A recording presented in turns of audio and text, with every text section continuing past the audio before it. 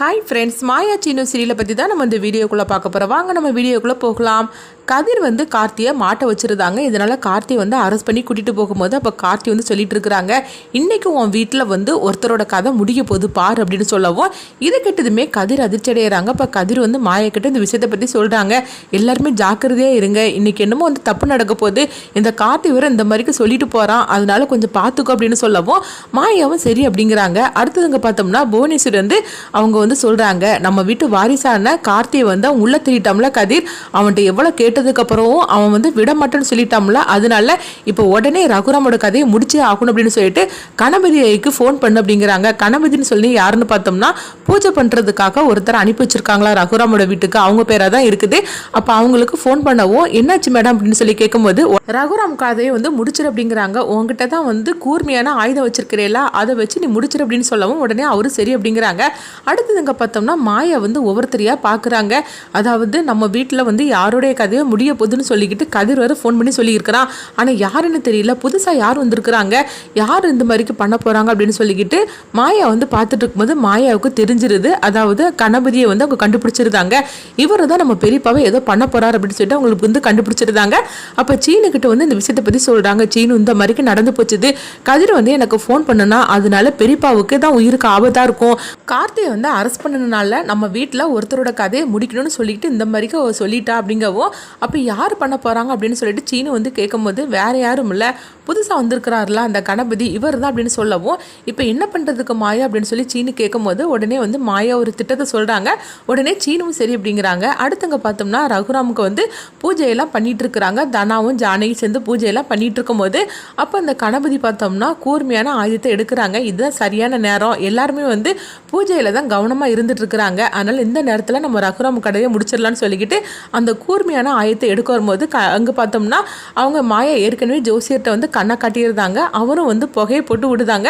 புகையை போட்டதுமே கணபதியை பார்த்தோம்னா அதாவது அவங்க மாயாவும் சீனுவும் சேர்ந்துக்கிட்டு அவங்க முகத்தில் மூடிட்டு அவங்க கணபதியை இழுத்துட்டு வந்துருந்தாங்க. அந்த புகையை வந்தனால அவங்க இப்படி அவர் இழுத்துட்டு போனதை யாருமே கவனிக்காமல் இருந்திருந்தாங்க. அடுத்து பார்த்தோம்னா மாயாவும் சீனுவும் அந்த கணபதியை அவங்க ரூமுக்குள்ளே இழுத்துட்டு வந்துருந்தாங்க. வந்ததுமே சீனு பலார்னு போட்டு வெளுத்து வாங்குறாங்க. உனக்கு எவ்வளோ தைரியம் இருந்தால் இந்த மாதிரிக்கு எங்கள் மாமாவோட கதையை முடிக்கிறதுக்காக வந்திருக்கிறீங்க அப்படின்னு சொல்லி கேட்கவும் உடனே ஐயோ அவர் நம்மளை கண்டுபிடிச்சிட்டான் போலுக்கு அப்படின்னு சொல்லிக்கிட்டு அவங்க அப்படி திருன்னு முடிச்சிட்டு இருக்கிறாங்க. உனக்கு எவ்வளோ தைரியம் இருக்கணும் அப்படின்னு சொல்லவும் உடனே மாயாட்ட சீனு கேட்குறாங்க, இப்போ என்ன பண்ணுறதுக்கு மாயா அப்படிங்கவும் இவனை ஸ்டேஷனில் நம்ம ஒப்படைச்சிடலாம் அப்படின்னு சொல்லும் போது உடனே சீனு அவங்க அழைச்சிட்டு போகிறாங்க. அப்போ மாயா சொல்கிறாங்க, இங்கே நடந்த விஷயம் எதுவுமே பெரியப்பாவுக்கு தெரிஞ்சிட வேண்டாம், தெரிஞ்சால் அவர் தாங்கிக்க மாட்டார் அப்படின்னு சொல்லவும் அடுத்து பார்த்தோம்னா சீனுவும் கதிரும் அந்த கணபதியை ஸ்டேஷனில் கொண்டு ஒப்படைக்கிறதுக்காக போகிறாங்க. இங்கே பார்த்தோம்னா பூஜையெல்லாம் நல்லபடிக்கு செஞ்சு முடிச்சிருந்தாங்க.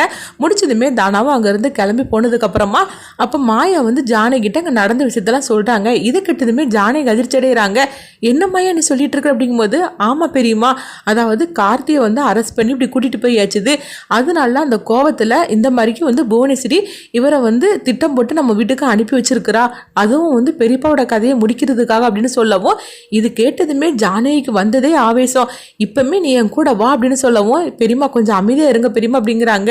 இல்லை இதுக்கு மேலே இவளை விட்டு வைக்கக்கூடாது, நம்மளும் எத்தனையோ தடவை அவளுக்கு நம்ம மன்னிப்பு கொடுத்தாச்சுது, ஆனால் அவள் திருந்துற மாதிரிக்கு இல்லை, இவெல்லாம் திருந்தாத ஜென்மம் பெரியம்மா அப்படிங்கும்போது என் கூட வா மாயா அப்படின்னு சொல்லிட்டு ஜானகி பார்த்தோம்னா மாயாவை கூட்டிகிட்டு போகிறாங்க. நேராக புவனேஸ்வரியை தான் பார்க்கறதுக்காக போகிறாங்க.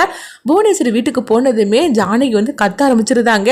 ஏ புவனேஸ்வரி இங்கே வாடி அப்படின்னு சொல்லவும் புவனேஸ்வரி சத்தம் கேட்டு ஓடி வராங்க. கூடயே பசுபதியும் வரவும் உடனே புவனேஸ்வரி பார்த்ததுமே எதுக்காக அங்கே வந்திருக்கிற அப்படின்னு சொல்லி கேட்டுட்டு இருக்கவும் உடனே ஜானகி சொல்லிட்டு இருக்கிறாங்க, உனக்கு எவ்வளோ தைரியம் இருந்தால் என் மாங்கல்யத்தை பறிக்கிறதுக்காக நீ இந்த மாதிரிலாம் நீ பண்ணியிருப்ப அப்படிங்கவும் இப்படி சொன்னதும் தான் புவனேஸ்வரிக்கு விஷயம் தெரியுது. அதாவது எல்லா உண்மையும் தெரிஞ்சு போச்சு போலுக்கு, நம்ம அவங்க வீட்டுக்கு அனுப்பின ஆளையும் கண்டுபிடிச்சிட்டாங்க போலுக்கு அப்படின்னு சொல்லிக்கிட்டு புவனேஸ்வரி அதிர்ச்சி அடைகிறாங்க.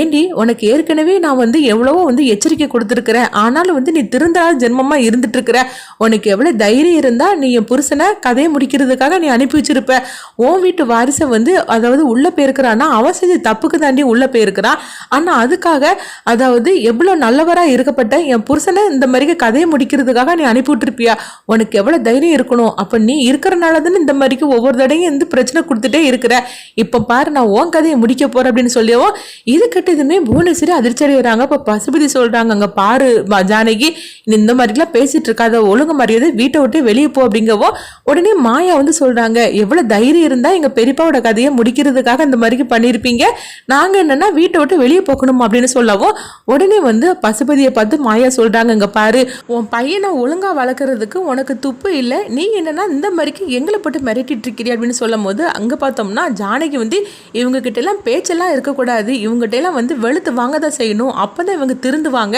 ஆனா ஏற்கனவே இவளுக்கு நான் கொடுத்துருக்கிறேன், அப்படி கொடுத்ததும் கூட இவளுக்கு பத்த மாட்டுக்குது போலுக்கு, இவங்க ரெண்டு பேருக்கும் சேர்த்து வச்சு கொடுத்தாதான் இவங்களுக்குலாம் வந்து திருந்துவாங்க அப்படின்னு சொல்லிக்கிட்டு ஜானகி வந்து கையில் சாட்டை எடுத்துகிட்டு வந்திருக்கிறாங்க. அது எடுத்துகிட்டு வந்து புவனேஸ்வரி போட்டு அடின்னு அடிக்கிறாங்க. புவனேஸ்வரி போட்டு என்னை விட்டுருங்கவும் ஜானகிட்ட வந்து அவங்க பசுபதி வந்து சொல்லிட்டு இருக்கிறாங்க, இங்கே பாரு என் தங்கச்சி ஒழுங்கு மரியாதை விட்டுரு அப்படின்னு சொல்லிட்டு இருக்கவும் அப்போ பசுபதிகிட்ட வந்து அவங்க மாயா சொல்கிறாங்க, இங்கே பாரு ஒழுங்கு மரியாதை இங்கேருந்து கிளம்பி போயிரு, இல்லைன்னா ஒன்றையும் விட மாட்டாங்க எங்கள் பெரியம்மா அப்படின்னு சொல்லிட்டு இருக்கிறாங்க. இப்படி ரொம்பவே விறுவிறுப்பாக தான் எடுத்துகிட்டு போவாங்க. அடுத்தது பார்த்தோம்னா வந்து அவங்க புவனேஸ்வரி வந்து ஜானகி கொடுத்த அடியில் கண்டிப்பாக திருந்த மாட்டாங்க, அடுத்ததான் என்ன பண்ணலாம் அப்படின்னு சொல்லிட்டு தான் அவங்க யோசிக்க ஆரம்பிப்பாங்க. அதனால் மாயா அடுத்தது என்ன பண்ண போகிறாங்க, இங்கே பார்த்தோம்னா பத்மா வந்து எப்படியாவது சீனவுக்கும் சாருவுக்கும் கல்யாணம் பண்ணணும்னு சொல்லிக்கிட்டு அவங்க ஒரு முடிவு எடுத்து அடுத்த பிரச்சனையை அவங்க வந்து தூக்கியாச்சு. இதனால வந்து இப்போ மாயா வந்து அடுத்தது என்ன பண்ண போகிறாங்க, சாருவோட கல்யாணத்தை தடுத்து நிறுத்துறதுக்காக வந்து ஏதாவது மாயா பண்ணுவாங்களா, அப்படி இல்லைன்னா சாருவுக்கு அவங்க பார்த்து வச்சிருக்காங்களா ஒரு மாப்பிள்ளை, அந்த மாப்பிள்ளையோட வந்து சாருவுக்கு வந்து கல்யாணம் பண்ணி வைக்கிறதுக்காக மாயாவும் சீனுவும் சேர்ந்து வேற திட்டம் போடுவாங்களா, அடுத்து அந்த கதையில என்னெல்லாம் நடக்க போகுதுன்னு சொல்லி நம்மளும் வெயிட் பண்ணி பார்க்கலாம்.